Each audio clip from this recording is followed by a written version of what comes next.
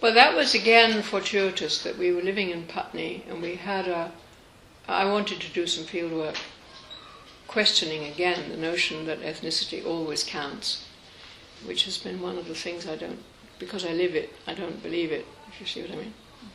And we had a carpenter, an old chap who was a retired post office worker, who came to do some carpentry in our house, which was in Putney, and he lived in Battersea, in this particular area, which was a housing action area, which was actually the one that's in the book. And so we used to sit around drinking tea and talking about it, and I said, could he show it to me? Because I thought it could be you really can't just take a field area without any connection. And so he said, sure, and I went up there, and it was quite funny. I was very anxious about it all. I don't know how you feel, but I'm always anxious defining myself to the community I want to study.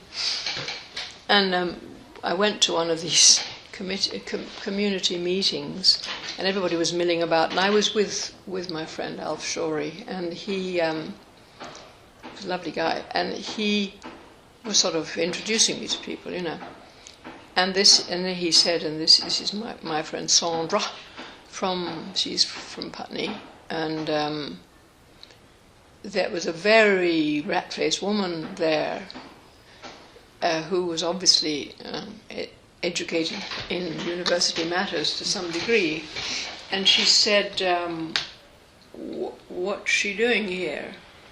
And Alf Shorey said, well, she's interested in this sort of thing.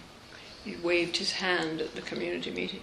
And the woman looked at me like that, and she said, oh, so you're an anthropologist. So any cover that I might have had was blown. But anyway, that's how I got there, and then managed to get some very comfortable grant from ESRC at the time, with a team of half a dozen people. And then because Battersea because that study revealed that ethnicity didn't always count, the possibility was that I had skewed the data and that it really did, and so, we better do a comparison.